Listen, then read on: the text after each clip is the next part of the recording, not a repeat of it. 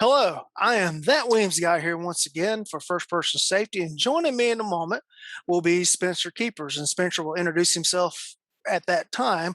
But first, I need to respond to a couple of things that I'll respond to some comments about a previous episode. Brian Eastridge and I did an episode here a couple of weeks ago called Things More Important Than a Sub-Second Draw.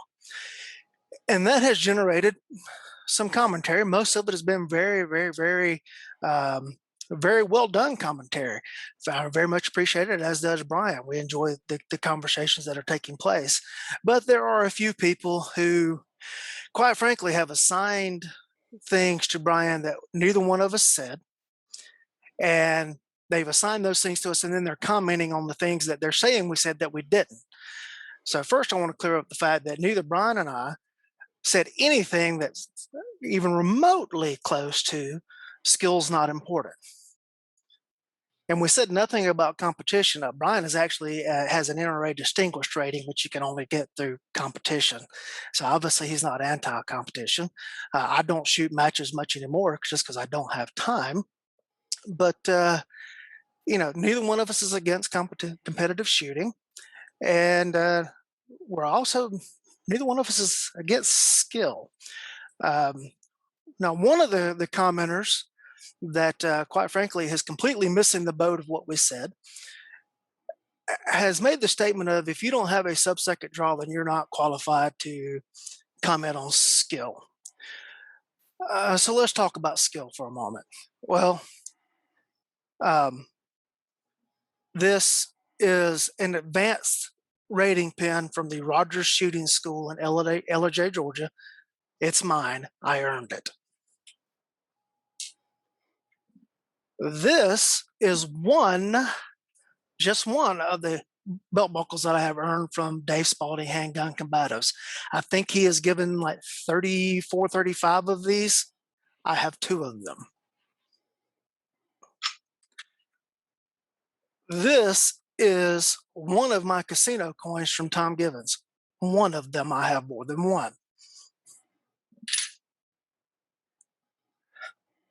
Now, I'm only going to use this next example as something illustrative. It is not negative in any means about the individual that I'm going to use as the example. Mr. Tim Herron is a Grandmaster shooter. He has won multiple USPSA championships. I don't know Tim. I have met him. But by all accounts, he is a phenomenal shooter, phenomenal instructor, and a pretty good dude. And he was very nice the day I met him. Tim attended the Range Master instructor class. Tim did not win the Top Gun Award. A B class cop won the Top Gun Award. Now, I was not in that class, but I have taken the Range Master instructor class. And here is my Top Gun Award in a frame given to me by Tom Givens. Now, let me bring up my screen here for a second, my other screen. We have referenced this chart in a previous episode. Spencer, are you seeing the chart? Yes, sir. All right.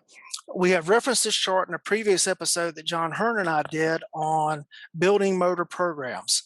And we're going to look at this chart. If you look all the way to the right, there's a line there that says, basically at this skill level, it'll be impossible to achieve without having reached a level of automaticity with a pistol. So let's go down this chart. A clean L-Pres in under 8 seconds. Now, I have not shot a clean L-Pres in under 8 seconds, but I did shoot one administered by Mr. Ken Hackathorn in a class in which Mr. Hackathorn set it up the way that Colonel Cooper originally devised the drill, which is different than the way it's run a lot of times. But he set it up that he said according to Colonel Cooper's standards, and Mr. Hackathorn said that if you could shoot this in under 10 seconds, you were, quote, shit hot. Now, I shot it in, I think, 9-10, completely clean on USPSA targets. I have never shot the FAM, so I can't comment on that. The casino drill, the line runs through the 15-second mark. I have multiple casino coins. I just showed you one of them. I have in class twice been down in the 13s, and in a practice session, I've gotten into the 12s. So I'm clearly to the right of that standard. FBI bullseye at 280 and above would be impossible to do without automaticity, according to this chart. I shot a 284 on that in an advanced class with it administered by Tom Givens. I shot above a 280 in the FBI instructor class administered by the FBI. All right. USPSA master. I've never shot a USPSA match. I don't know where I would be in that. Fast. I don't regularly shoot the fast test because why would I have my pistol in my holster with only 2 rounds in it? So I don't shoot it a lot. However, I do understand that Todd Green invented that test to test multiple skills. With John Hearn running the timer, I shot it in a little over 5 seconds. I think a 5:34 or something like that was the last time I've actually really shot that for any kind of score. Bill drill looks like about 1.75 is that. I'm probably closer to the 2, maybe a little over 2 level in that. Failure drill 1.5. I've actually got a video planned on the failure drill. 2 to the body, 1 to the head as fast as you can do it is not a failure drill. It's 2 to the body, 1 to the head as fast as you can do it. I think the fastest I've ever done that's like a 1.7 something. All right, and then IDPA master, it's going to depend on which rule set that you go by and when you shot it. I do have one IDPA master classification, but I don't really consider myself a master. I'm probably on the expert master line. And that's just on the classifier. I don't compete that well because it takes a calendar to time me running, not a stopwatch. All right. Spencer, we back to the full screen with me and you again? Yes, sir. All right, folks, I apologize for going on that rant, but I did not want to chase people around the internet responding to all the sniping that's going on. But there it is. You decide for yourself whether or not my skill level is adequate enough for me to comment on skill. Now, I want you to look back and think about that chart that was just up on the screen that all measures technical shooting skill. Nothing on that chart qualifies an individual to testify in court as an expert witness as to the legality and constitutionality of a use of force. I'm a federally certified use of force instructor, and I have testified in court as an expert witness. So decide whether or not I am qualified to speak on use of force issues. And with that, Spencer, how you doing, bud?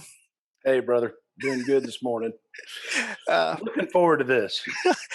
Tell everyone about yourself real quick.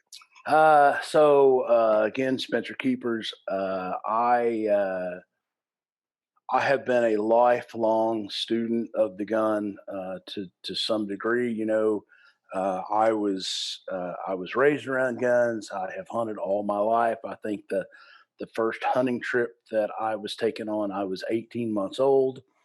That probably had a lot to do with just getting me away from my mother for a while. So,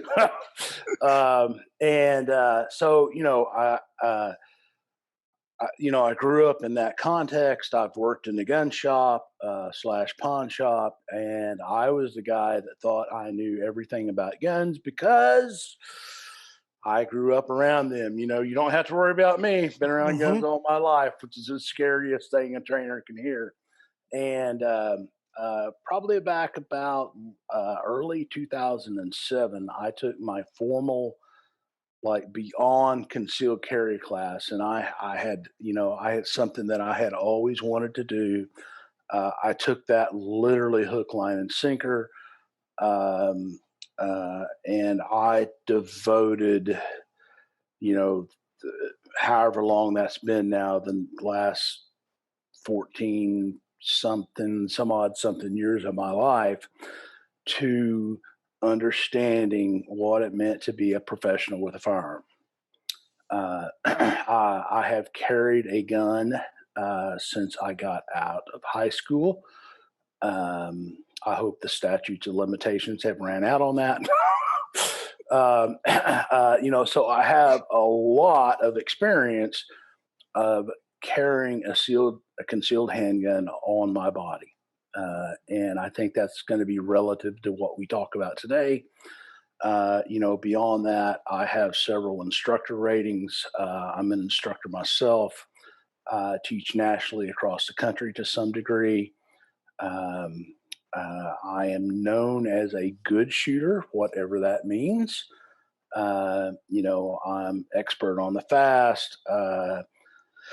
I've got some casino coins. I've got a bunch of shooting accolades. I've done my 3-2-1 drill in 2.16 seconds. Which is 6 rounds and 2 transitions in that. So it's pretty smoking hot speed. I shoot consistently, in the high 290s on a 300-point bullseye, et cetera. So, Uh, and I'm the founder of Keeper's Concealment. I started a holster company many, many years ago now because I couldn't get what I needed.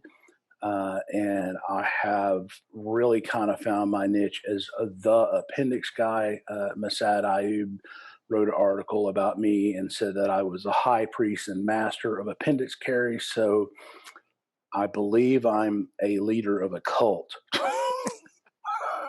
so, uh, so just quick, that's a little bit about me.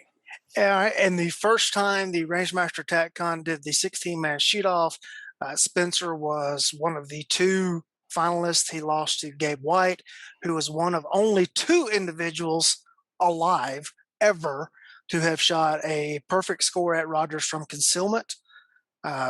So Spencer's pretty doggone good. And you bring that up, and it pains me every time because that was a best 3 out of 5. We were Mhm. 2 versus 2. Right. And on the last round, for the first time ever, I missed my cover garment going to the gun. Right. So, wow, that sub-second draw didn't really do a whole lot of good for you in that one, did it? It did not that day.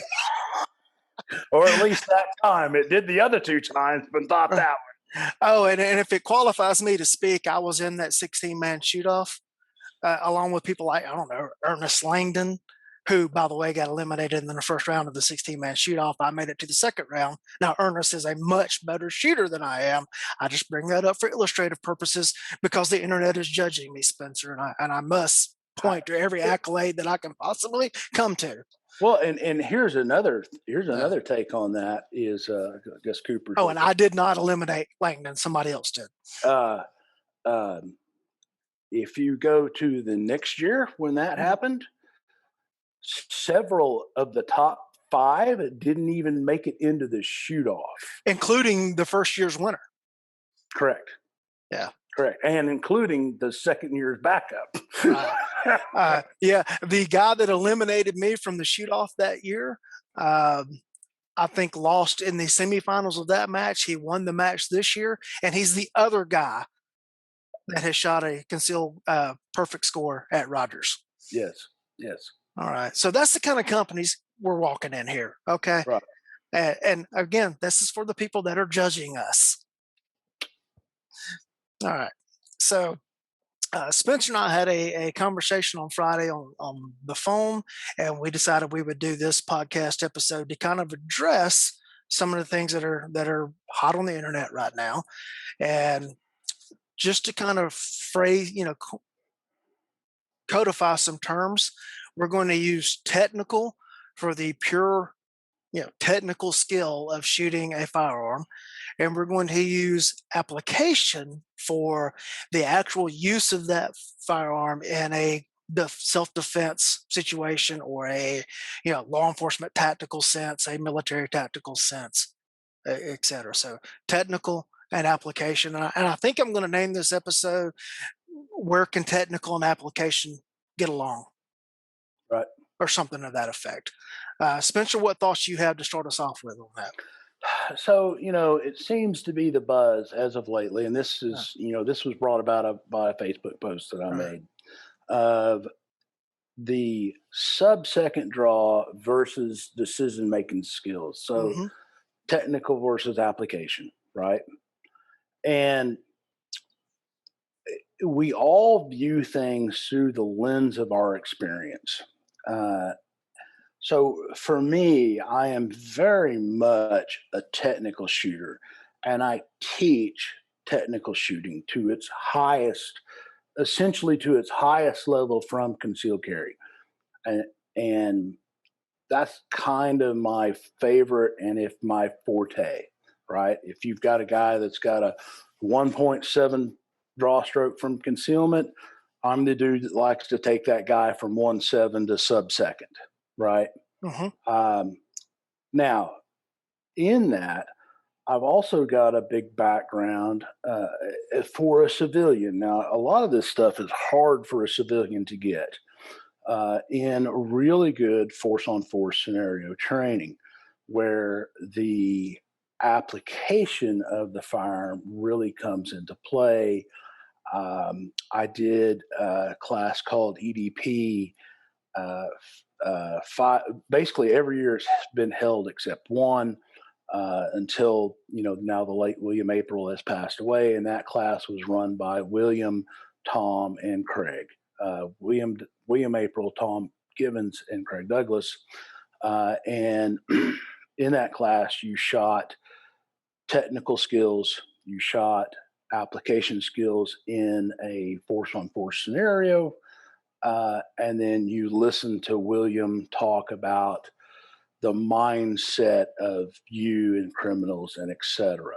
Um, so that gave me quite a good lens to see where the technical side can blend into the application side and how, as we talk about draw stroke specific stuff, how I saw that there are only really two draw strokes that work.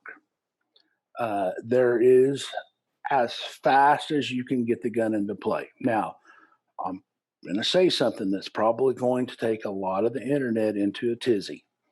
The difference between a 1.1, 1.2 draw stroke and a 0.99, 0.89 draw stroke in reality is meaningless. Yes, it is. It is literally meaningless because the typical human reaction time is as we know is about 3/10, right? Well, when you start adding things onto that reaction time, it starts to increase. It starts to get into the half second to 3/4 second time frame, right?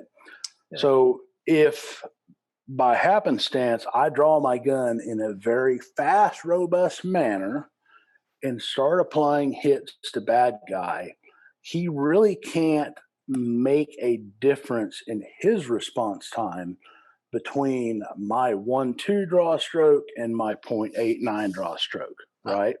Mhm. So while a sub-second draw stroke is incredibly awesome, and I try my best to achieve that, it doesn't necessarily mean that you have to have that to survive a lethal force encounter.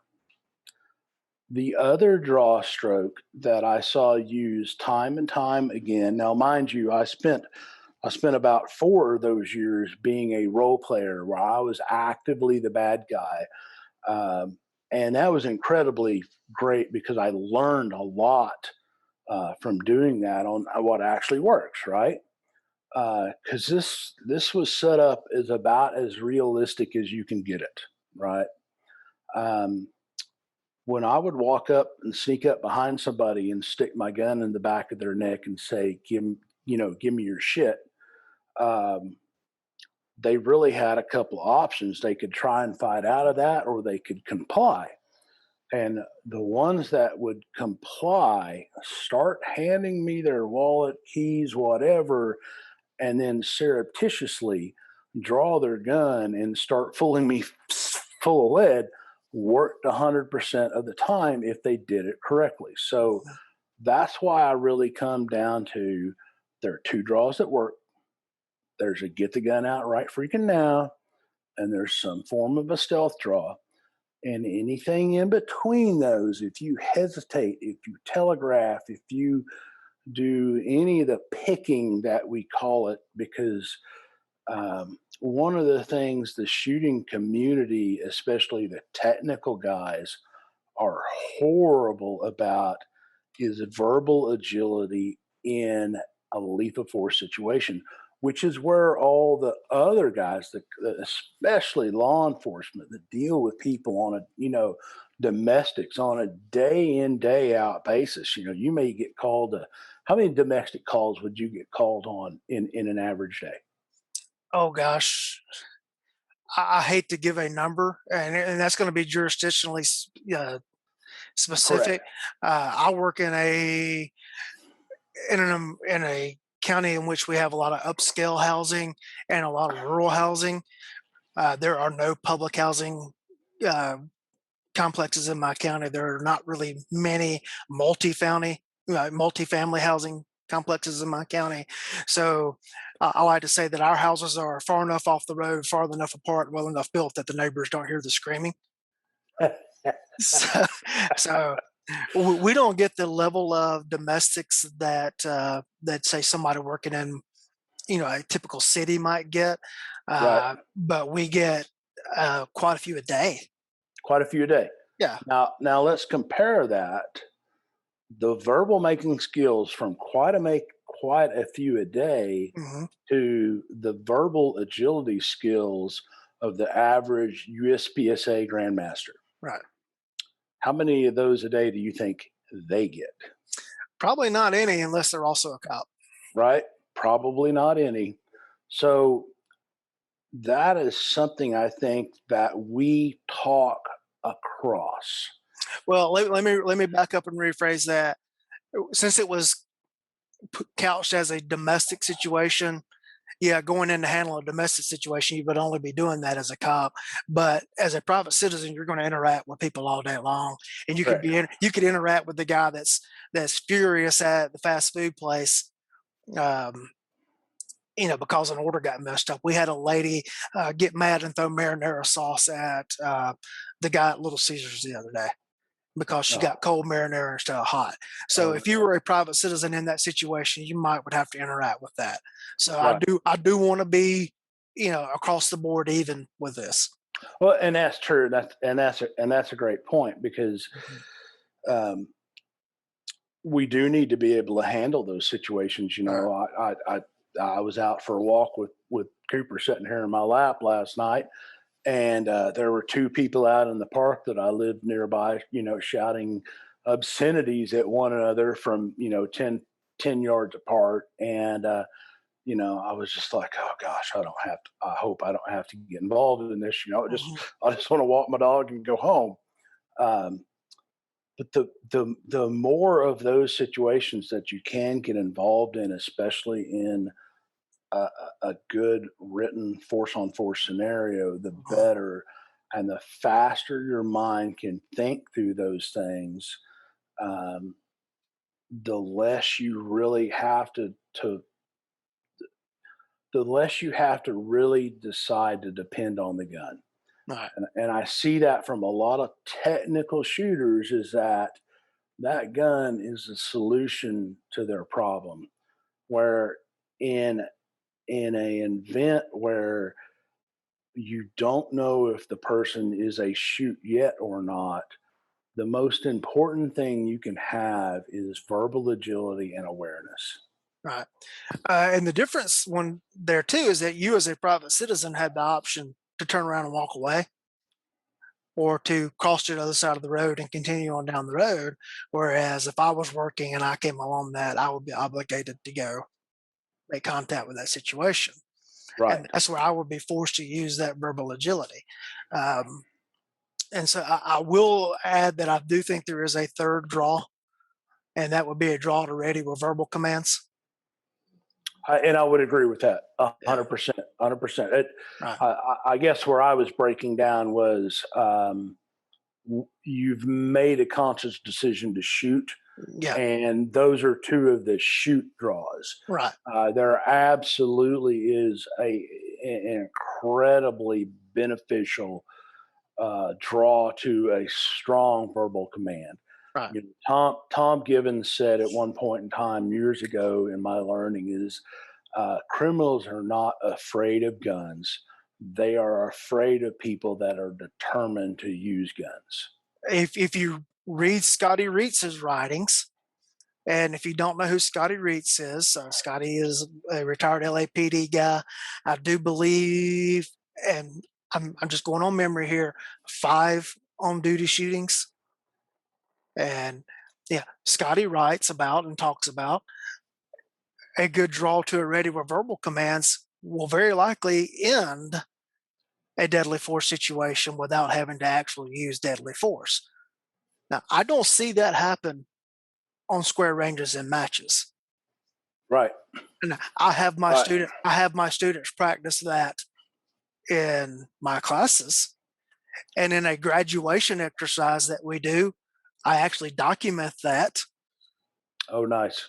as part of, so if you have come to me for what I now call my pistol craft class, if you get involved in a situation and you draw to a ready position and give verbal commands, I can not only come in as an expert witness on your behalf and testify that I trained you to do that and trained you that the definition of a ready position is the hand is in your guns, you're prepared to act, but the muzzle is not covering the other person.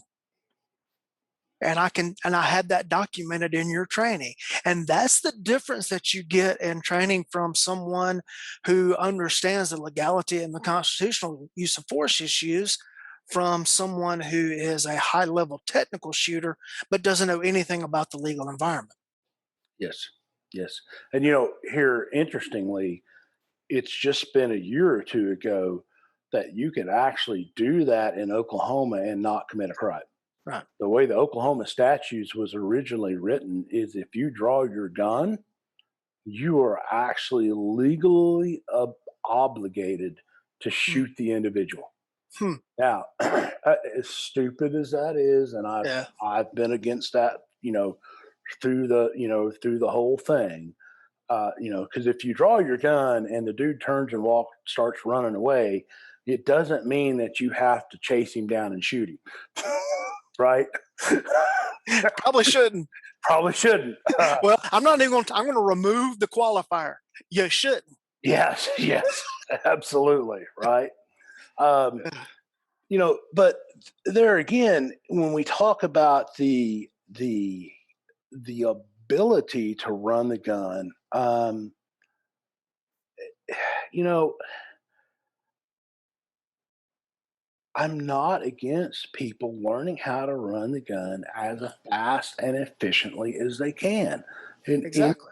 fact, that's what I teach. But it is a blending of the two skill sets, and they're very different skill sets, and you need both of them.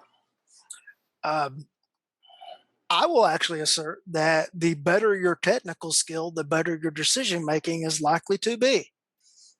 And I would agree with that. And that's one of the things that I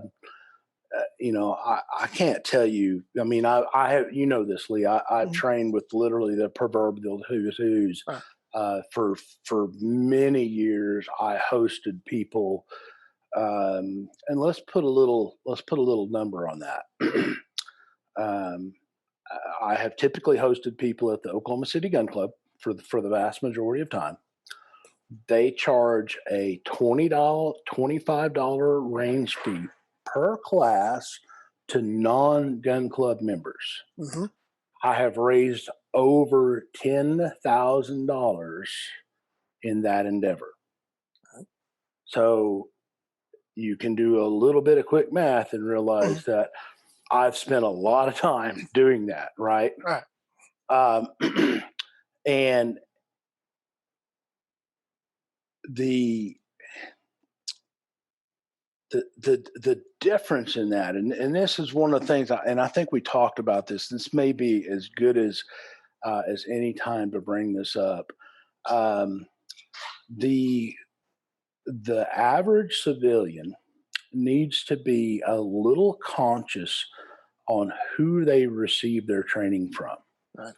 right? And um, it's completely different to take concealed carry training from a former, SEAL team, Delta Force, Super SAS guy that has never really carried a concealed handgun in a civilian context versus taking a class from a guy that has, 20, 30 plus years of carrying a concealed handgun in a Mhm. civilian context. I have seen some really um, very actually incredibly bad training from some of those super delta, guys in a civilian context. And then I've seen some great training from them guys. If you think the apocalypse is coming and you want to learn how to run a carbine in a very active war zone type environment, and that's all cool. And I think there's a place for that, but it's not the end all be all for civilian training. Right. So I would caution the listeners as of to who you really get your training from, and not to buy into uh, a lot of, I'm not saying none of it, but a lot of the, super Delta Ninja warriors teaching concealed carry. Yeah, and with that, a lot of the technical shooters run back to this whole, well, Delta has Ben Steger on contract, or this tier one unit brought in Rob Latham to teach them how to shoot. I know Jerry Barnhart was very much in demand back in the day by such some of those units. Yeah, do those units have those technical guy skills? Teach them how to clear buildings, or do they spend all that time on the square range learning technical skill? And and see, that's the thing, because I've trained with the great one, Rob Right. Latham, a couple times, Hmm. right?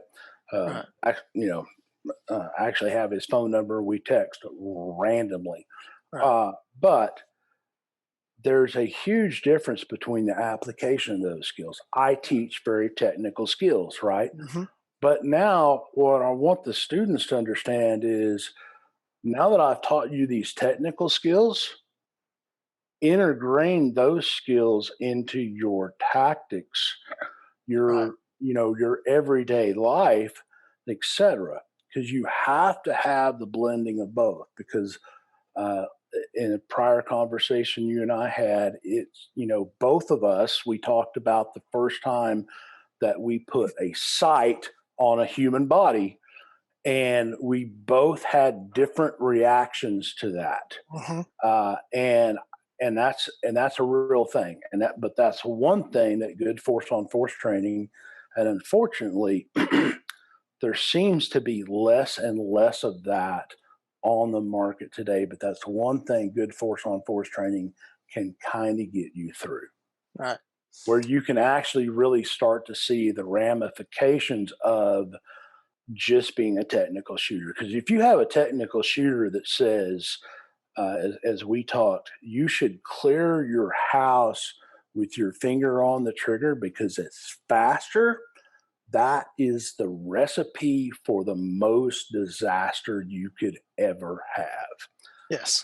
I have seen countless times, if we just talk about EDP, I figured up the math. I think it was 240 evolutions that I have been through there, either as in the evolution, as a role player, as a student, or watching the other students do that scenario.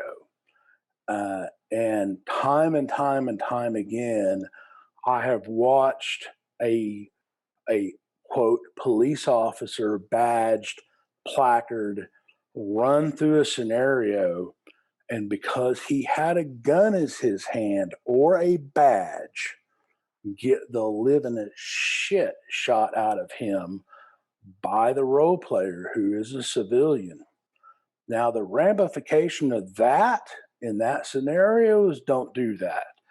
The ramification of that in real life is you are going to be sitting in prison for the next, I don't know, how long would you think a civilian would get imprisonment for shooting a police officer in that context? Minimum 20. Minimum 20 years. Yeah. Minimum 20 years, 2 decades. I have personally put the front sight on someone that had a cell phone in their hand instead of a pistol.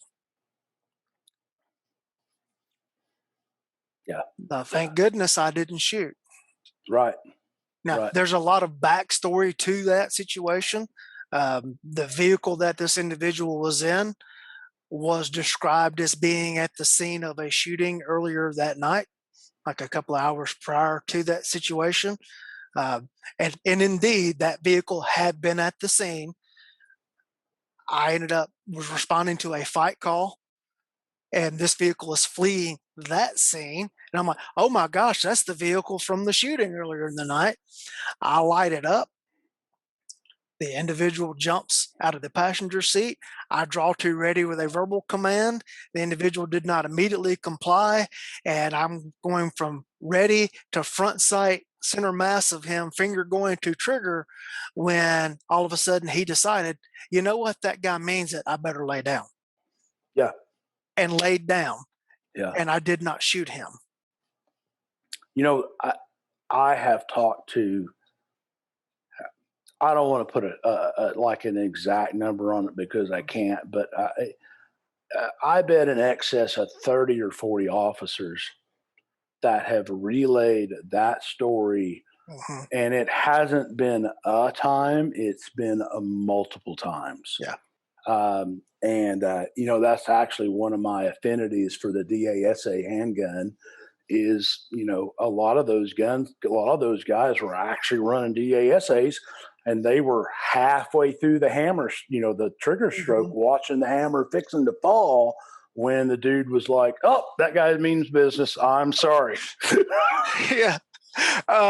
Funny story on myself. Thank goodness I was shooting a Smith& Wesson 4006, or carrying a Smith& Wesson 4006 on duty at the time. Um, I got out of my car and was out actually checking doors, and found a door with a damaged lock on a building containing a nursing school. Okay. And I pulled on the door, and the door opened, and rookie, I went in without my backup there, and I draw to ready, and I start checking my surroundings, and I start easing down this hallway. I clear the doorway to the first room, and it's fine. I clear the doorway to the second room, and there is the shape of a human being there, and I flash up with the pistol. My finger actually goes to the trigger, and then I realize it's anatomical mannequin. I'm like, "Whoop, we're putting this back in the holster, and we're going back to the front door, waiting till my buddy gets here before we Yeah. both of us go in here." Yep. I'm done. I'm out. Yeah, we're gonna rethink this situation. Yeah. Yeah, yeah, Yeah. and thank goodness it wasn't 1911 with 4 pound trigger, Finger finger on the on the trigger. trigger, Yeah. doing that, Yeah. because Yeah. And that's a great point where the technical shooters that are out there, God love them, and I do, man. I'm all for those guys. yeah, But that may be a world they've never even thought of because they're viewing their shooting skills through the lens that they have, right, right? And there's a whole other world. There's a whole other world out there. I've got a friend of mine that does some real force on force role playing in a very specialized training school that hosts some of the world's elite operators, and they've got ARs and night vision and chem lights and all this stuff that I know very little about that world, and I think that's so cool. But it's a whole other segment that most people will never go to. right. You know, And situations can go from legally justified to use deadly force, to not legally justified to use deadly force, to back to being legally justified to use the deadly force, and then not. It's like a wheel rolling, right? and it's they can change so drastically. And I've been in numerous situations where I was legally justified to draw my pistol. And at the time I made the decision to draw the gun, at least three, I was legally justified in using deadly force, and some others that were like very iffy. But I was definitely legally justified in drawing my pistol and deploying. And the situation changed before I got to full extension or broke a shot, and I had to be able to stop. Right. All Right. right. So, and those situations changed. Um, there's a highly publicized shooting out of the LAPD that's working its way through the court systems right now that involves a competitive shooter, Tony McBride. Um, she was involved in a shooting in which a suspect with a knife advanced towards her. She fired 6 rounds. I believe she got 6 hits. I know she fired 6 rounds. When the LA Police Commission reviewed her shooting, they said that the first 4 shots that she fired were legally justified and within policy. They're saying that shots 5 and 6 were not justified and were not within policy. Oh, And they gosh. ruled her shooting as an out of policy shooting, which is a big, big, big Big deal. deal. Now, the state's attorney general's office is investigating because the local district attorney recused themselves from it. I have not seen a decision yet as to whether or not the case is going to be criminally prosecuted, but she's facing, the loss of her job and everything on the administrative side, and we still have the criminal side hanging over her. And there is a lawsuit that has been filed by the family of the individual that she shot. Okay, and if the police commission has already said, well, we find this shooting to be out of policy, where do you think they're going to come down on the lawsuit side? Yeah. Yeah. Yeah. Now, isn't she a competitive shooter? Is that the Yes, yes, so? Okay. So she is a see that. competitive shooter. Now, See. one of the things that's alleged in the lawsuit was that because of her competitive background, she's learned to shoot, just basically burn targets down without thinking about it. All right. Right. I've seen videos of her shooting in a quote, not necessarily matches, but like at Taryn Butler's place, running around shooting his steel. She's burning it down probably quarter of a second splits, maybe even faster than that. Right. In the video of her shooting, I have not timed them, but she looks like she's shooting in about a half-second cadence. Very, very, very measured, very Very logical, very, controlled. very controlled, very logical in her shot, in her making of the shots. Um, and even that, and the first 4, there's absolutely no doubt that they were legally justified. I think 5 and 6, if I were testifying in the case, I would testify that they were. But I can see some room for argument on 5 and 6. But taking the totality of the circumstances, I think they are justified. All right. Yeah. She's already shot the guy with shots 1 and 2. The guy goes down. He's attempting to get back up. She shoots him with shots 3 and 4, and it looks like he's starting to try to get back up. She shoots him with shots 5 and 6. And they're saying because he's still on the ground for shots 5 and 6, that those shots were not justified. Well, what is she supposed to do? Let him get up and run at her with the knife? Well, and Yeah. that is a perfect segue into the technical side of the guys. Um, hey, I want to learn how to shoot 15 splits, and dude walks into my house. I have legal justification to shoot him, and I burn him down with 10 rounds and 15 splits, which takes a second and a half Mm-hmm. roughly, and you know you would probably be okay in that scenario, but there's a huge difference in shooting, and this is something that I try and teach in my classes is I want you to be able to run the gun as fast as you can so that you can actually understand what that is like mechanically, right? But when I start teaching, LE guys, I've got a federal level LE class that I'm doing later this year. I'm going to have the guys do that, And then I'm going to have them throttle back and I'm going to teach them literally, you guys shouldn't be shooting much faster than 3/10 second of splits, um, because you can make decisions roughly in that time frame. Um, and I can't tell you how many trainers I've had say the same thing and then quote guys that have been in shootings time and time and time again. um, Cooper sounds like he's finally starting to wake up. uh, Vicious, vicious, vicious dog he is. Yes. um, that that's what they teach and that's what they do, and they get Right. some really good work done in that time frame. Now, do I think there's a time for pointing the gun and getting the gun in front of your face and making the injection port open and stay open?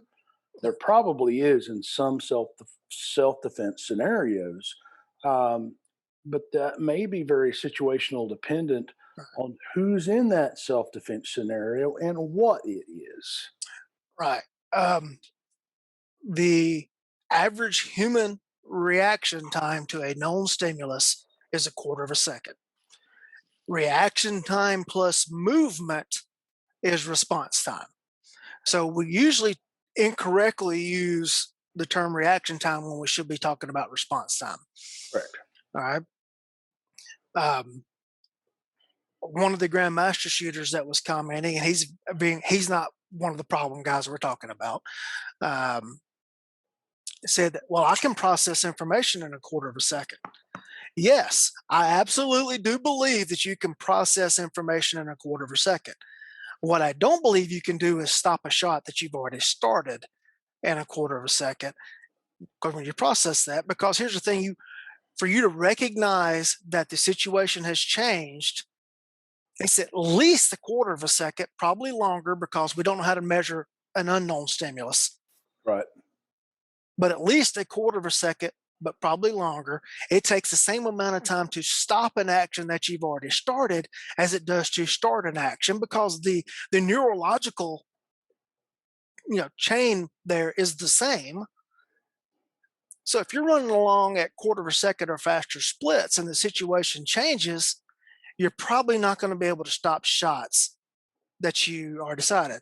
The Force Science Institute has done numerous studies of that, and that's where they determine like shots in the back are not necessarily an indicator of a bad shoot, because at the time the shot was this, you made the decision to shoot, the threat was either square or sideways to you, but by the time the whole neurological chain happened and the shot was actually fired, the suspect is also recognizing what's going on. They've turned and the shot comes in the side or the back, and they've proven that scientifically.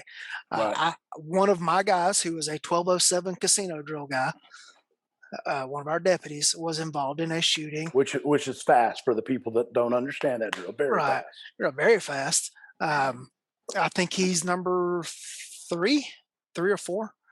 Um, which, by the way, the top 6 are my guys, with the exception of Well, Kirk. I'll stop you right there. I just wish that a Yeah, few of my casino drills very uh, early on would uh, have actually been in the scoring. with the We exception of started keeping track. Kirk, who is tied for number 1, and he's one of the 2 guys that has done Rogers from concealment clean.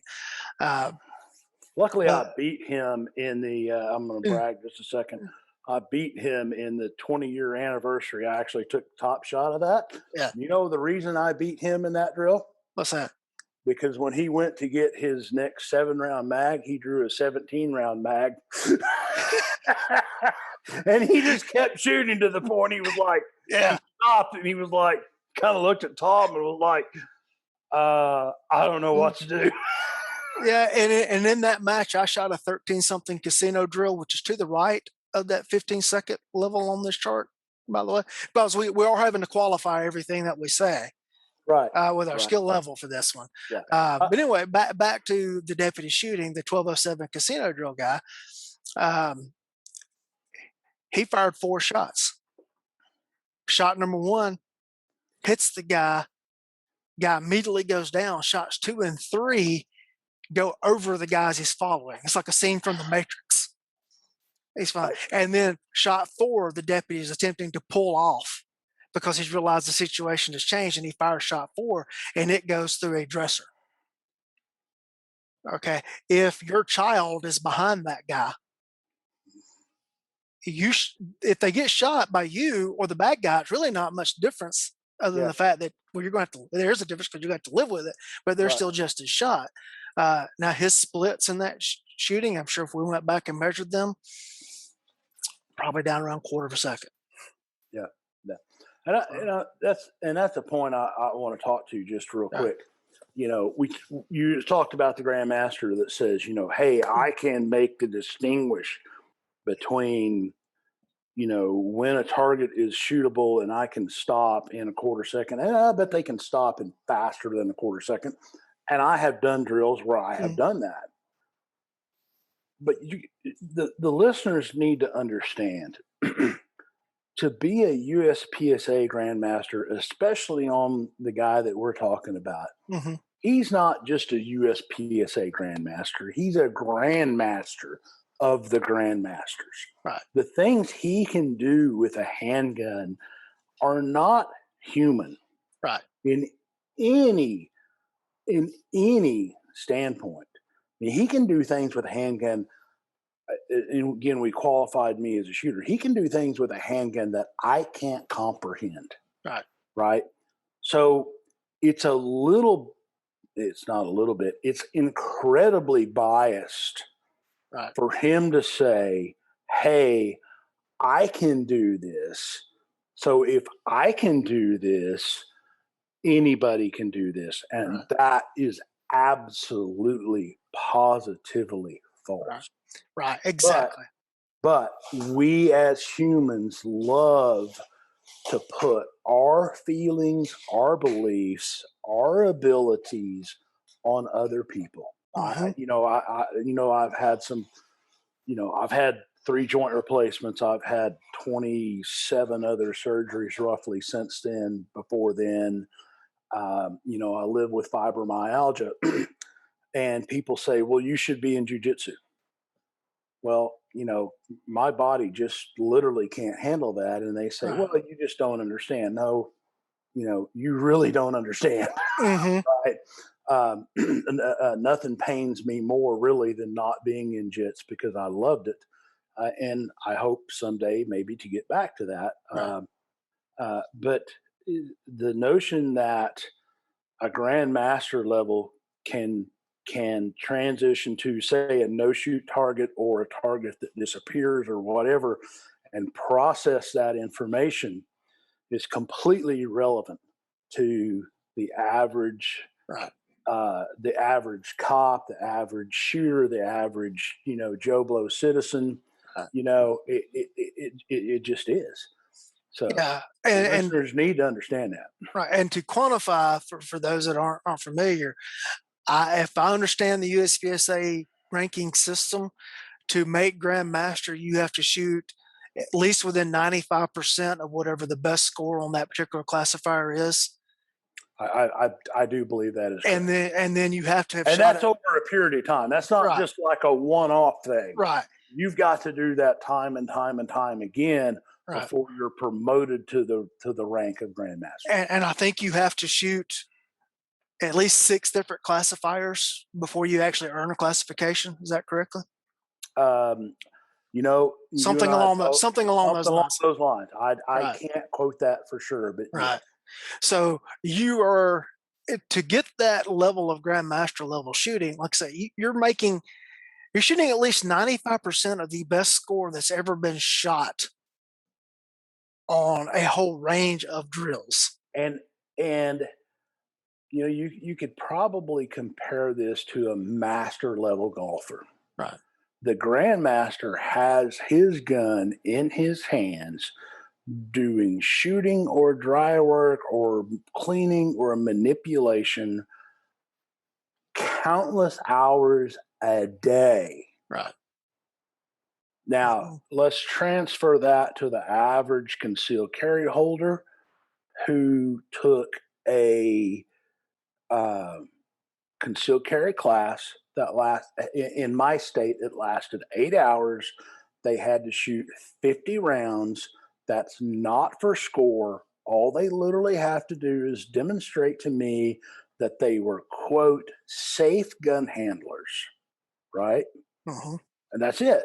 And then if they can do that, I am obligated to write them a certificate that says they passed my class. Then they can turn that certificate in. Okay. Right. Now it's essentially in Oklahoma, and mind you, I'm the strongest Second amendment. That's Oklahoma word for amendment. Yeah.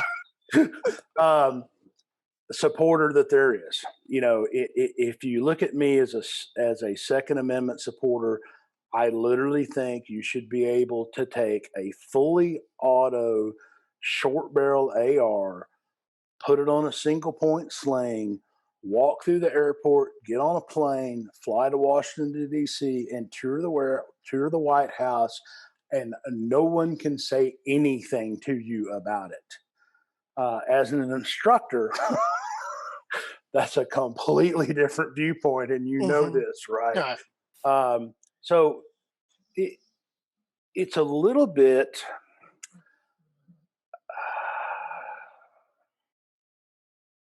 Trying to think of a good word. It's a little bit wrong. I'll just say it this way: Mm. it's a little bit wrong for the advanced level shooters to say some of the things that they're saying. Right. Right now, should a person strive to be that? Yes, Right. I really do agree that. If I Skill didn't, is important. skill is important. It's incredibly important, Right. but so is decision making, verbal agility. Um, there's so much more that that goes into Hmm. that. I sat with a good friend of ours, Greg Elfritz. It's been several years ago now, unfortunately. I was taking a class at TDI with Greg's permission, a active shooter killer response class, right? And during the evening, Greg and I were bunking together, and we were talking about. He talked about going to the NTI, and in the NTI, he got in a shootout like every day, Hmm. where you know super special Delta Force, CIA guy that you and I both know. We Hmm. both talked about this. We both had conversations with him. Went through the entire week long or weekend long, however long that was, and never had to draw his gun because his verbal ability to get out of fights was so strong. And in the conversation that night, Greg was like, you know what? That's really when I realized Hmm. I want to be like that guy.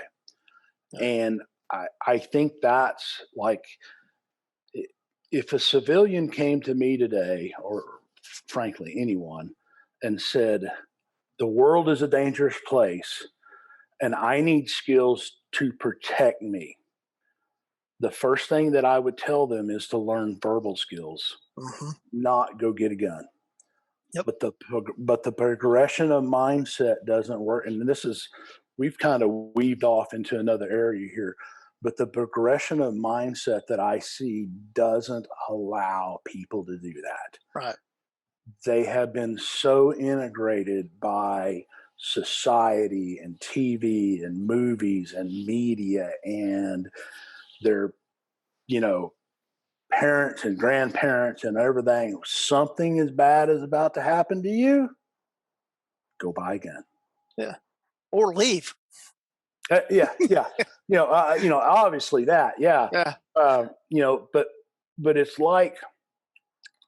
like we can't get students to start with what is really important Hmm. unless that importancy is a gun. We Right. have to get them on that, and then we have to show them there is something other than that Right. down the road. And to back up for our audience for just a second, the NTI was an event that was put on I believe it was in Pennsylvania by Skip Gackenhauer. And it was basically they built a mock town and had role players, and you entered with a sim gun and you were given tasks to do, like go to your lawyer's office and get a document signed, go get a prescription filled, whatever. And you had to go through this whole mock town and interact with these role players. And, you know, Or and here's the thing, they had 60. yeah, They were 60 role players in right, this village. So, right. Yeah, and so you had to go through and deal with all of those situations, and sometimes you were presented with shoot situations, sometimes you were presented with no shoot situations. So that's the environment that the guy that that we're in awe of that was able to go through that. Because here's the thing: everybody wants to go win their shootout, and when there's no repercussions. 100%. When there's no repercussions.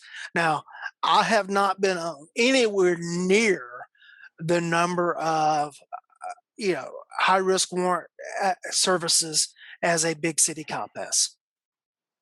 All right, so I don't have any number even approaching Chuck Haggard, who was on a SWAT team in a major U.S. city executing high risk warrants.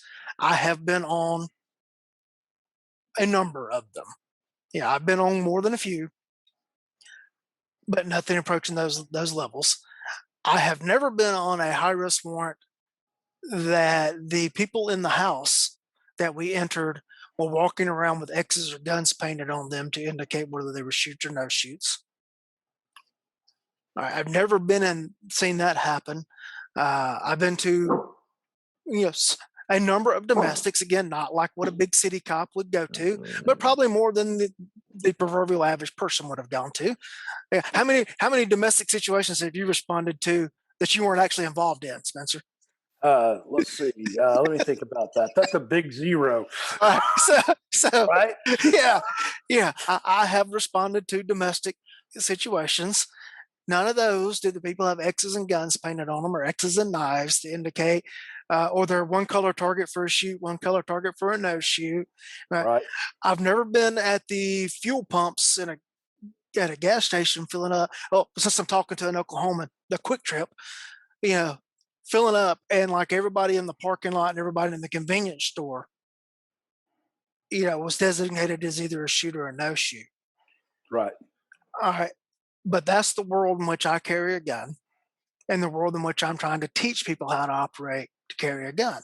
Now, it would be wrong of me to try to go coach USPSA masters and grandmasters on how to get better as technical shooters. Correct. If matter of fact, I used this phrase the other day. If I started trying to do that, you should look at me with your head turned sideways like a dog that has heard a funny noise. Yeah. Yeah.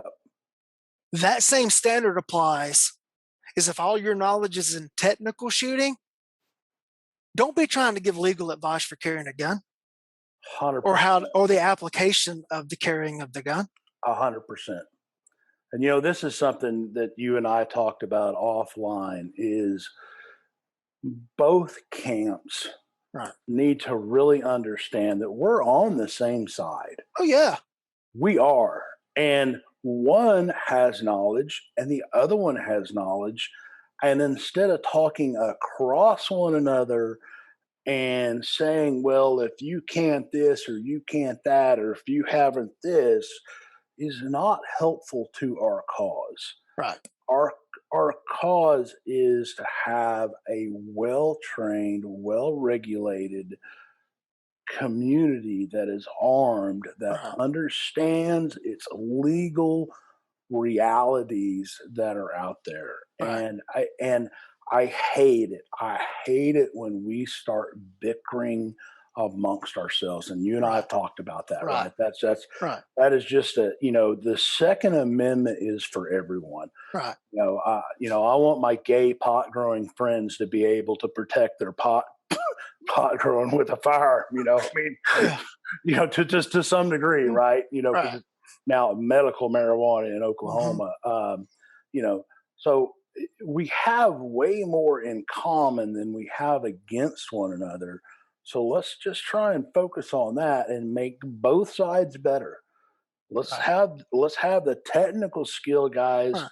teach us how to shoot let's teach us how to shoot 99s on bullseyes, or a 2-second bill drill, and let's have the guys that have uh, the people managing skills teach us how to be better people managers. Right.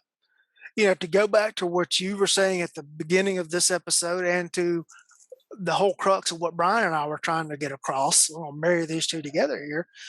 There is a difference between a 225 draw and a 125 draw. A Correct. demonstrable difference in Huge difference. skill. Huge. Huge. There's not much difference between a 125 draw and a 100 draw in an application standpoint. Nope, there's not. All right. And if I can get you into that 125, 130, even up as concealed carry 150 from a Right. from a level 3 retention duty holster, if I've got guys at 1.6 or 1.7, I'm actually kind of okay with that. Let's As long as you can maintain that, let's go start working on some other things. Right. All right. Right.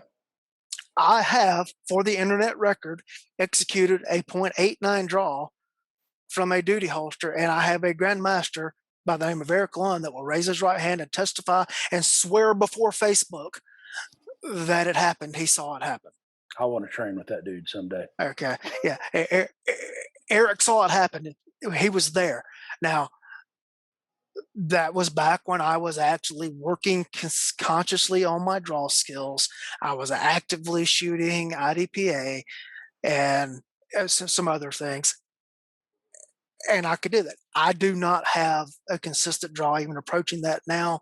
That same setup, I'm probably a 125 to 130 draw consistently with an accurate shot. Right.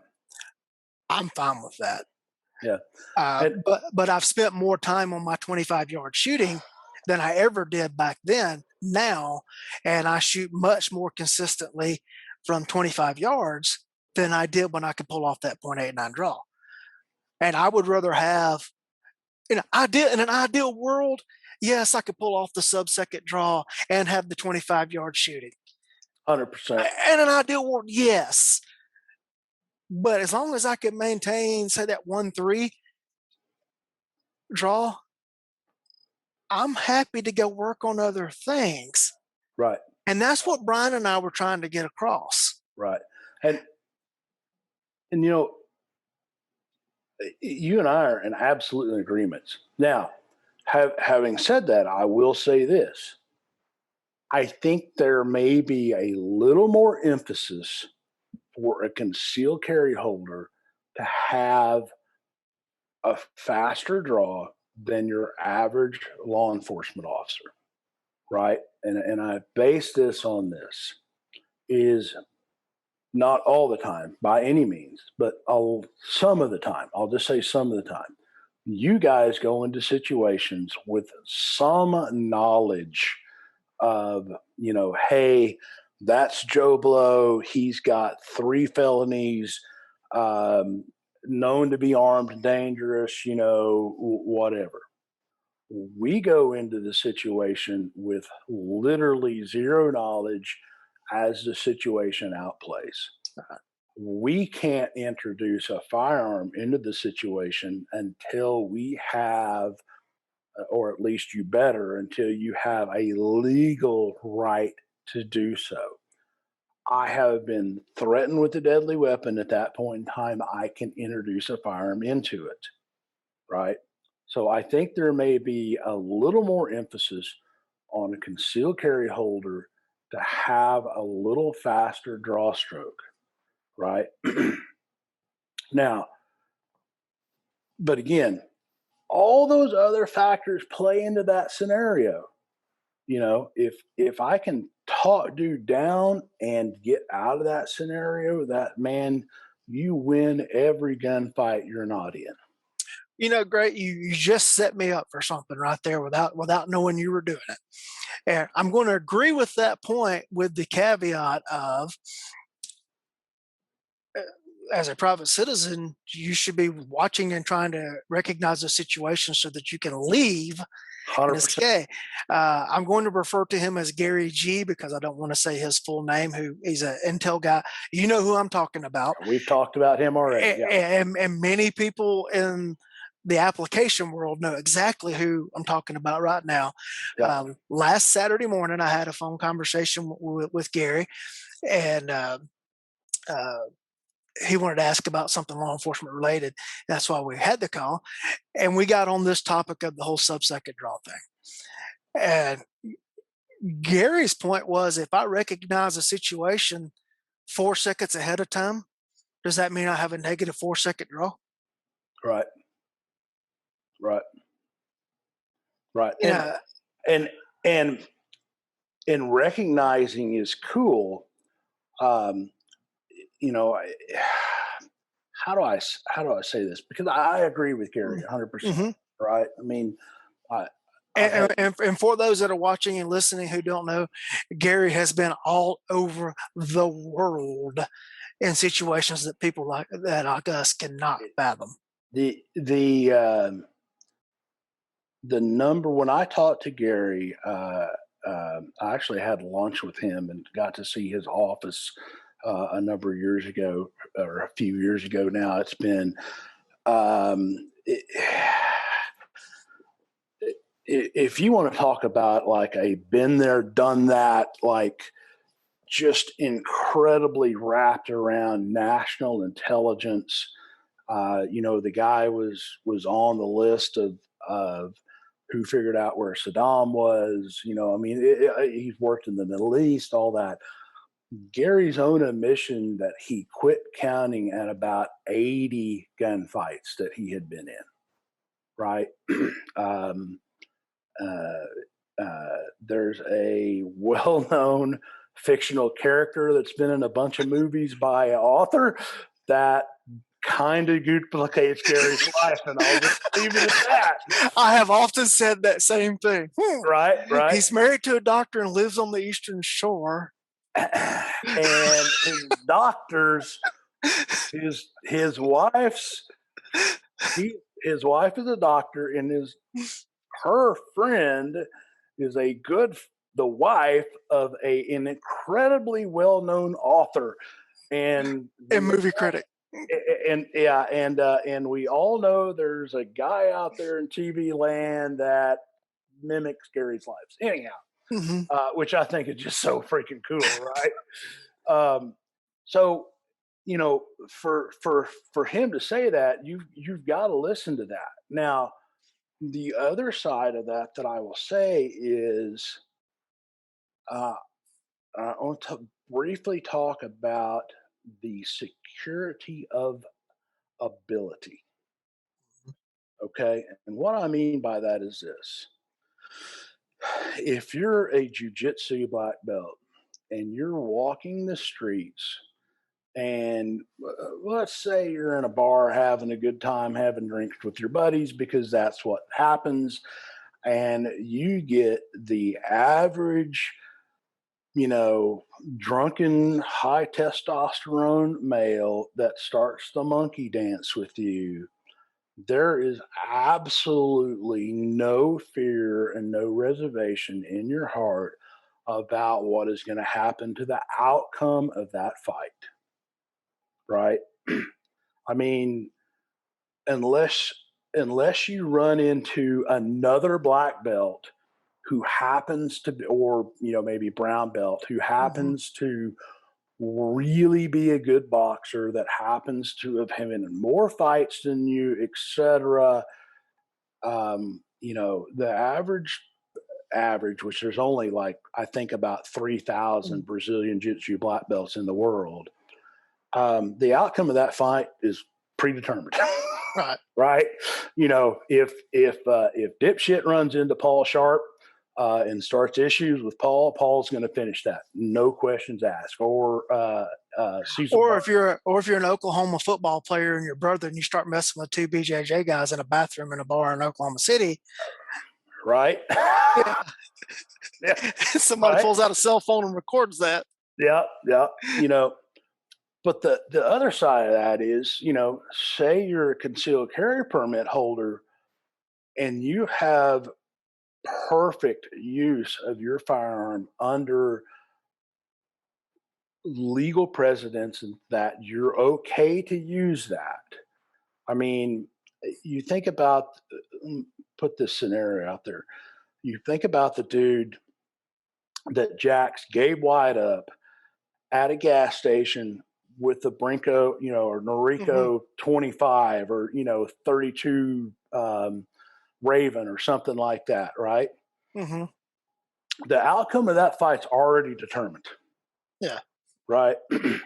So I think having that ability is an assurance that gives you calmness, that gives Hmm. you the ability to look at other things. Because I've been in that scenario and I talked my way out of it. I didn't have to deploy the Glock 35 that was sitting, that was strapped to my waist at the time. Hmm. Um, so there is a thing to having that ability Right. and that ability breeding confidence. Right. Now, with that you know, putting Gabe in that situation, provided Gabe sees the guy coming at him across the parking lot and recognizes the situation for what it is. 100, Um, 100%. uh, I was in a scenic overlook alongside I-90 on the banks of the Yellowstone River and got braced by two guys in the scenic overlook. Now I had the technical skill to Right. take care of because here I am, a guy driving a Ford hybrid rental car, out taking pictures, and they had no idea who it was they were walking up to in this overlook. But I had been watching them the entire time and saw the exchanges back and forth between them, and they keep looking in my direction. And I suddenly thought, that's what Detective McFadden saw those two guys doing in the Terry versus Ohio case, standing outside of the jewelry store before they went in to rob it. Because I'm sitting there looking at them, they're doing the whole thing, looking back and forth to each other, talking, looking down where I'm at, whatever. And then they start across the parking lot of the scenic overlook towards me. Yeah.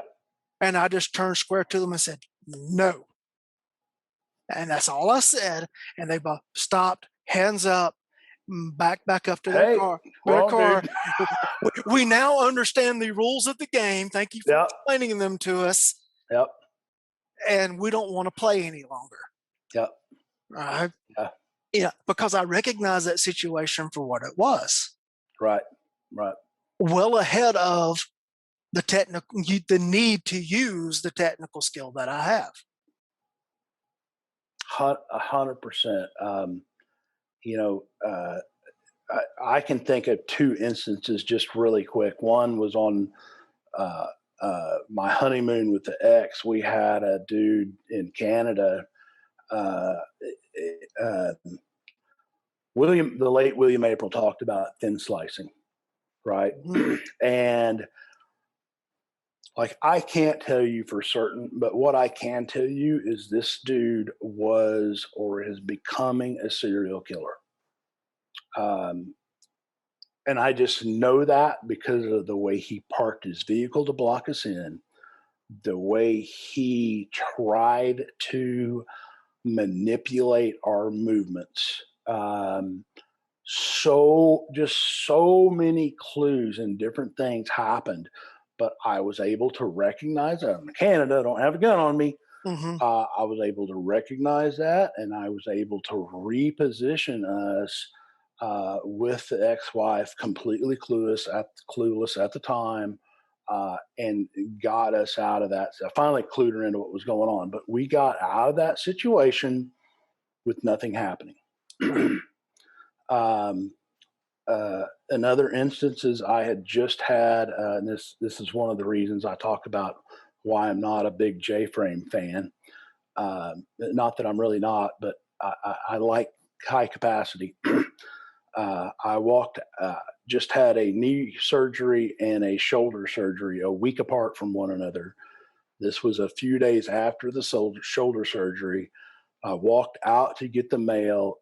I had a pickup with five Hispanics in it drive up to my mailbox.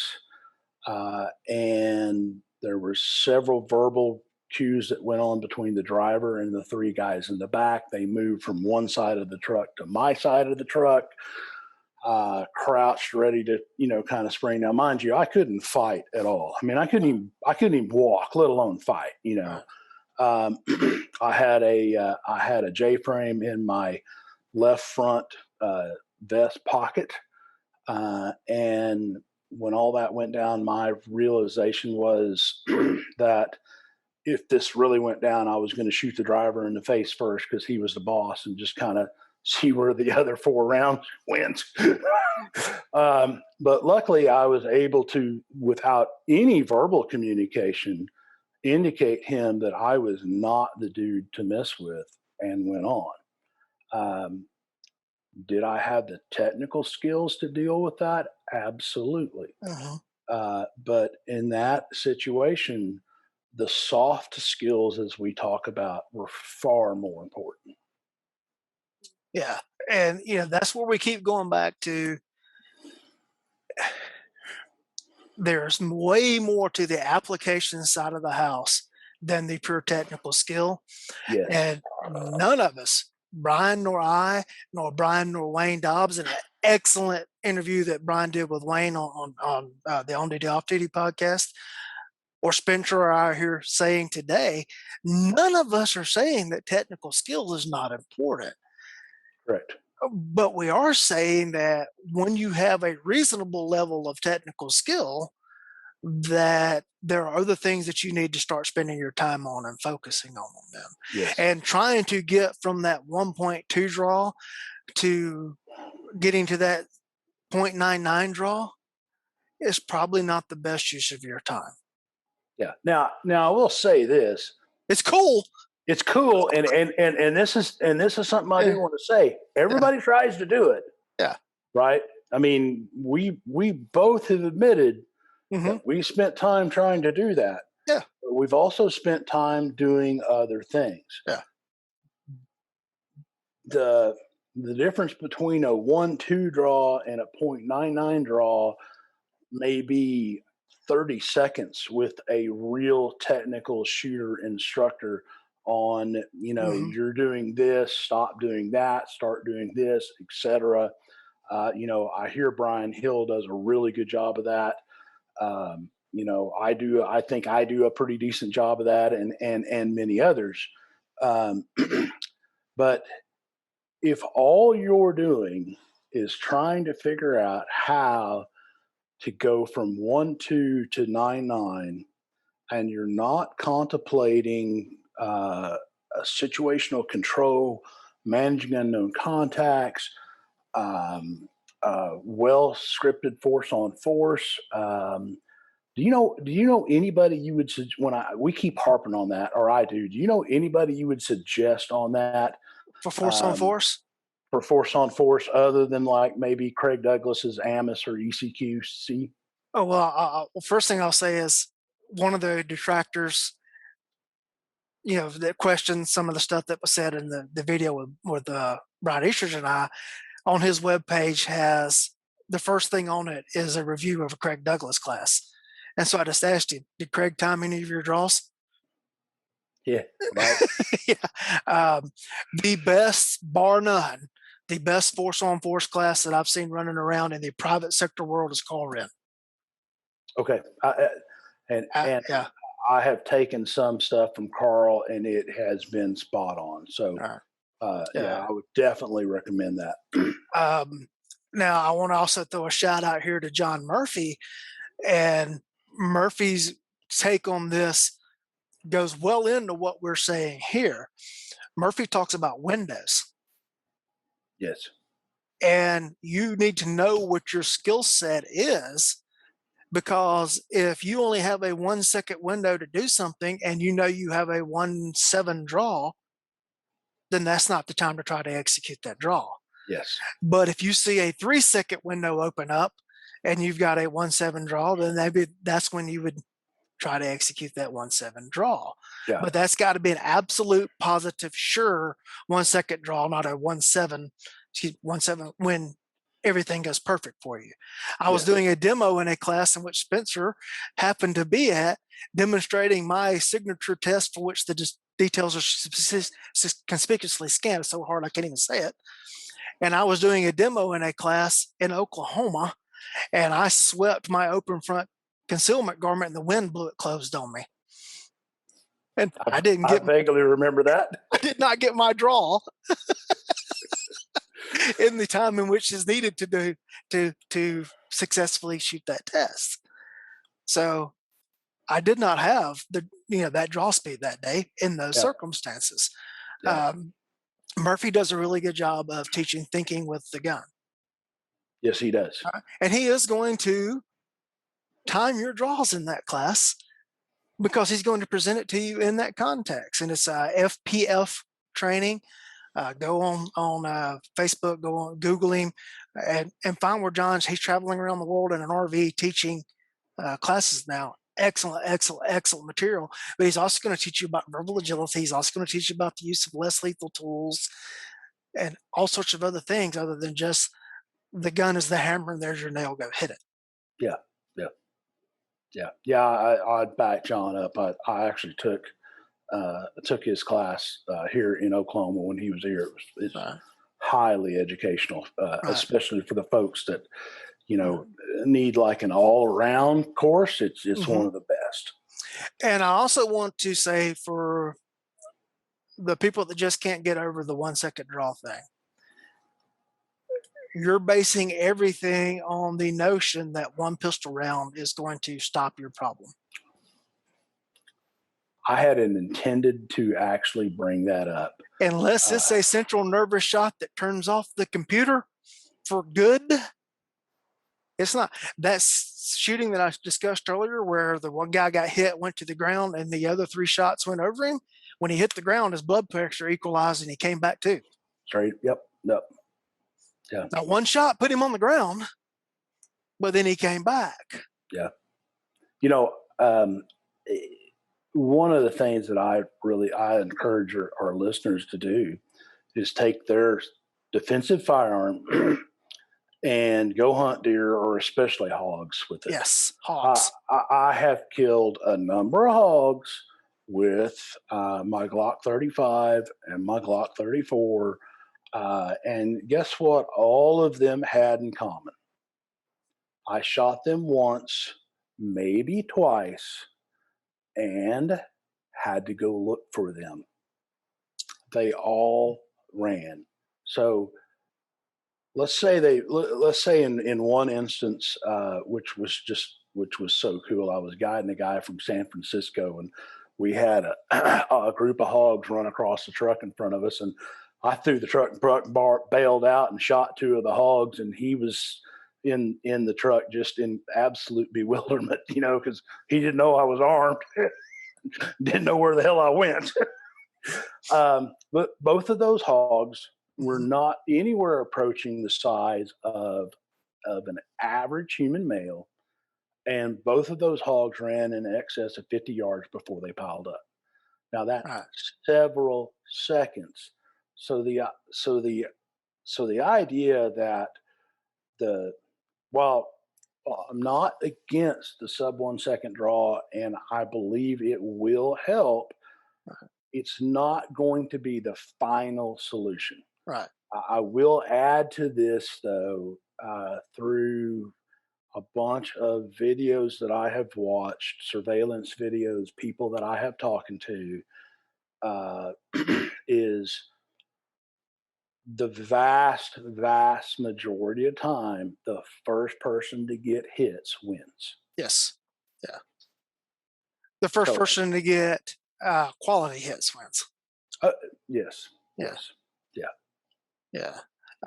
So there is a thing that 1 second draw stroke can really, really help, but it's not the end all be all that a lot of people are saying that it is. Right.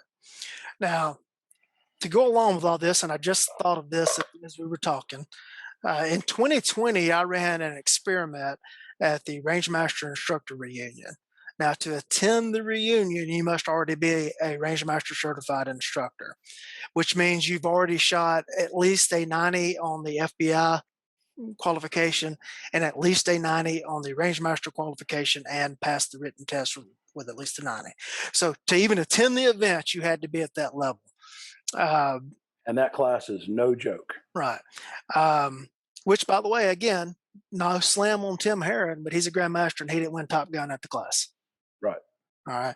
I ran an experiment and we had 25 participants and we used a range with turning targets. So it wasn't done with timers because I could put them all on the line with turning targets. And we had an 8-inch circle up on the target. And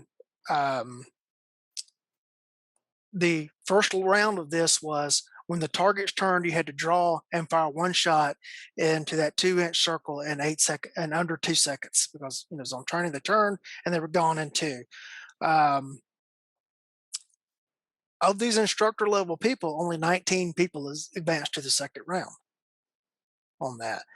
Then we put up 2 8-inch circles on the turning targets, labeled 1 and 2, and I had everybody draw strips of paper that had a code word written on the strip of paper. And just before the target's turn, I said, like, if you have the word red, you're shooting targets number 1. If you have the word black, you're shooting target number 2. And then the target's turned. Because then they had to discriminate which one's the number 1 and which one's the number 2.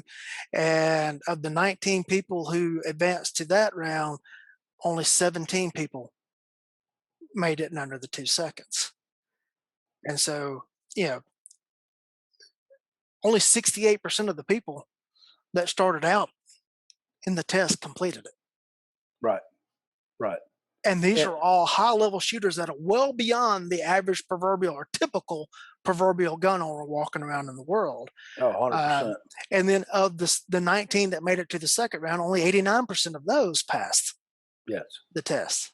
Yeah. I thought that was pretty sobering. And I 100% would agree with that. And what I would probably add to that is kind of what we're striving for. I would suspect the people that were the higher end technical shooters was the ones that could survive that test. Right. Right. And here's the other thing with that. It was a shoot test. Correct. There was no shoot decision in it. Right. Now, what if we put, added a variation of that when the target's turned? If your target's not on there, you don't draw and shoot. Yes. Or you don't draw. Yeah. Yeah. That's actually one of the things I think is so prevalent in the industry today is I have my students at least a few times during the class draw their gun and not shoot it. Yeah. Well, I documented it in a course of fire. Oh, so you go even farther than that. Yeah. And it's part of the graduation test. Nice. Yeah. And it's documented. And not only that, I'm watching to make sure that your muzzle is not actually covering any part of the target. Farnham told me, John Farnham, and for those of you that don't know it, John's been teaching back from the early Jeff Cooper days. Yeah. Since he came back from Vietnam. Yeah, there you go. He came back from Vietnam disgruntled because of the firearm training that he received in the Marine Corps. It would be a good way to sum that up. And he has been a disciple of firearms training since then. Mm-hmm. He said about 1 in 20 is the difference between drawing your gun and shooting it. All right. So if you live long enough to have encountered more than 1 in 20 incidences of you having to draw your gun and present it, that you would actually draw your gun and shoot it. Right. So yeah. How that works out, I don't know, but that's a thing. Yeah. Gary Kleck's name has come up in several recent podcasts. He was a professor at Florida State in their criminology department. And for academic snobs, Florida State's criminology department is one of the better criminology departments in academia. he did a book on the defensive use of firearms, and he tried to quantify the number of times in which a firearm was introduced and not shot. And like it was an amazing, and I don't want to quote the percentage because I don't have it right in front of me, but it was an amazing number of times in which people actually even introduced firearms and the bad guy run away without Yeah, a shot. Now, yeah, I will argue that the manner in which you introduce that firearm is going to, you know, play into that. If you look like you know what you're doing, yep, yep. and that's a technical skill thing. Yeah, if the gun suddenly materializes in bad guy's face and he has that quarter second to look at that and go, oh, as Yeah, Tom says, the two, yeah, WFs, and to turn and run, man, that's a right, win all day long. But right.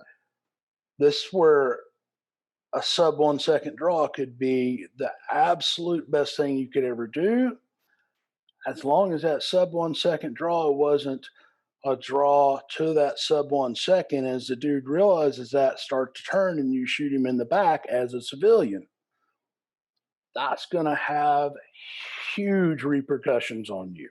Right. So, All right.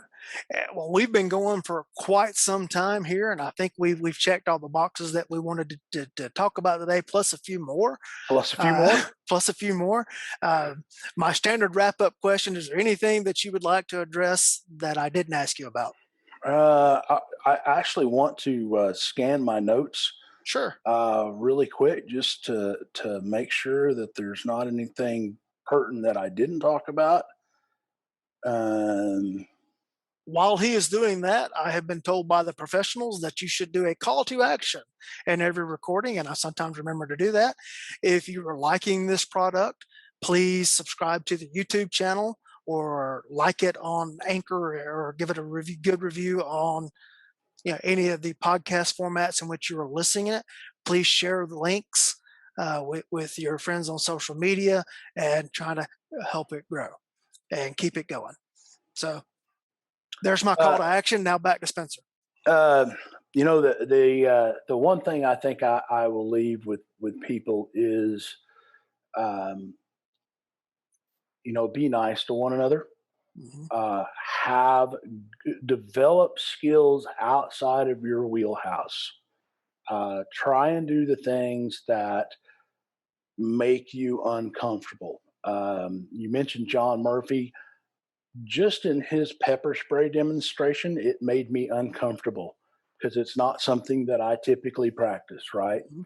Um, and I've been at this a while. I've been around this. Right.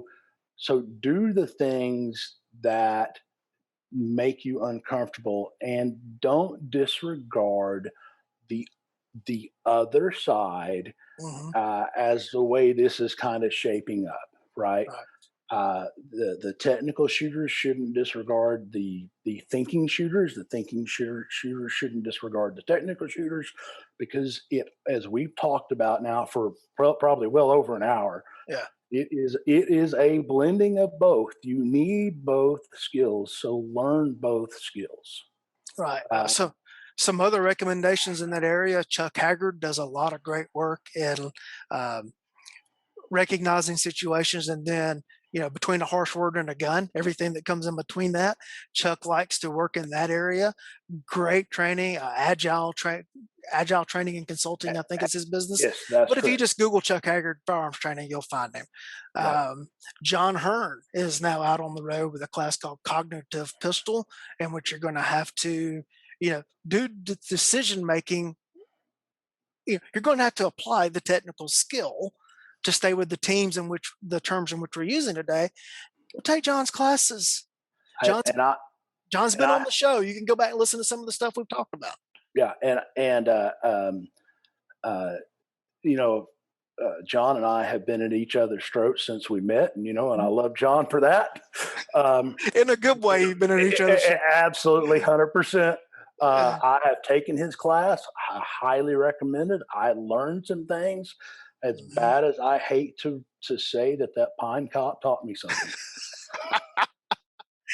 We've already mentioned Carl Wren and his force on force classes. Yep. And then if you're an instructor out there, Carl has 2 instructor level force on force classes coming up, which I think he's actually teaming with John Murphy on a couple of those. I know one is in Culpeper at Murphy's Range in September or October, and then Carl's got another at his place near Austin, Texas later in the year. So there's still time this calendar year to get into the instructor level class of both of those. I'm gonna have to look that one up in Texas. Yeah. So, So, so if you're out there teaching, the application use of firearms or the technical use of firearms, and you want to see what the application looks like, go to both of those classes. 100%. All right. Maybe you'll get your eyes opened and that, wow, this sub-second thing wasn't exactly what I thought it was. Or maybe you come away thinking, man, I need to be 0.75. But, but, but go And, test it. and that may determine, like I said Yeah. earlier, that is going to be determined by the situation you're in. All right. You Go know, test it. Go go test test it. it. I helped Carl with a student level version of his force on force class, and it was fantastic. Great stuff. Great stuff. I'm encouraging you to. I haven't advertised any of my classes to you. I'm advertising other people's classes to you. Right. All right. And Spencer's doing the same. Neither one of us has a financial interest in you going to other people's classes, and we're That's both correct. we're both advertising them for you. Yeah. Yeah. Yeah. Yeah. Maybe we should advertise ours for just a second. All right. Well, with that, Spencer, what do you got coming up? I've got a class coming up in Ohio that is desperately in need of signups, and then a class coming up in Missouri. I will have some local classes coming up later on. And as we've talked so much, I am an affiliate with CCW Safe. If you do not have legal coverage, and you're carrying a weapon, the thing I love about CCW Safe is they cover any legal weapon. You need that, especially in this day and age. If you use the code KC10 off, you get a little bit of savings and support my ammo habit a little bit. And of course, Keeper's Concealment. We make the finest appendix holsters and concealment gear on the planet, in my honest opinion. So check us out, and everything can be found right there at keepersconcealment.com. All right. If you go to my webpage, which is firstpersonsafety.com, you'll see my class listing. All I've got coming up this year is I'm teaching my trigger management class in September in Red Hill, Georgia, and I think there's one spot left in it. In October, again at the Red Hill Range in Martin, Georgia. In October, I have my inaugural instructor camp, and you have to be a certified instructor already to attend that. And there are only 2 spots left in that. And then I have some stuff scheduled around the country next year. And I'll be in Virginia, in Richmond, Virginia, in April, last weekend in April, first weekend in May, that weekend that splits those, with my trigger management and some a shotgun class and a carbine class. And then in June, I will be in Kalamazoo, Michigan, with one day will be trigger management. Day 2 will be my pistol craft class, is where you get into my thinking stuff with the gun in your hand. And then I'll be in Ohio later in the year, but they want an opportunity for club members to sign up for that one before it goes public. So I won't go into the dates on those yet. That's what I've got scheduled for 2022 so far on the road. I don't have my local schedule done yet. But I'd love to see you in my stuff. I'm sure Spencer'd love to see you in his stuff. I'd love to see you in Spencer's stuff, and I'd love to see you in all those other classes that we referenced. And since Spencer gave his code, First Person 25 will get you a discount with the Armed Citizens Legal Defense Network, and it'll get it for your first year's membership. Yeah, And both great groups. yeah, Both great groups. yeah, One other thing I actually forgot is I'll be presenting at the Guardian Conference. Concealed Carry Guardian Conference coming up in Oklahoma City here, September 17th through 19th. You got instructors like Larry Vickers, Haney Mahmood, some of the other guys, Steve Moses. It's going to be, if you think TACCON was kind of your thing, this is going to be another version of that, essentially. Well, there you go. Spencer, any last word to wrap up? Uh, man, get out, be safe, get training. Well, people, I really do appreciate that you've chosen to spend your time with us, and your time is your greatest commodity. So thank you for your time. And I am that Weems guy for First Person Safety.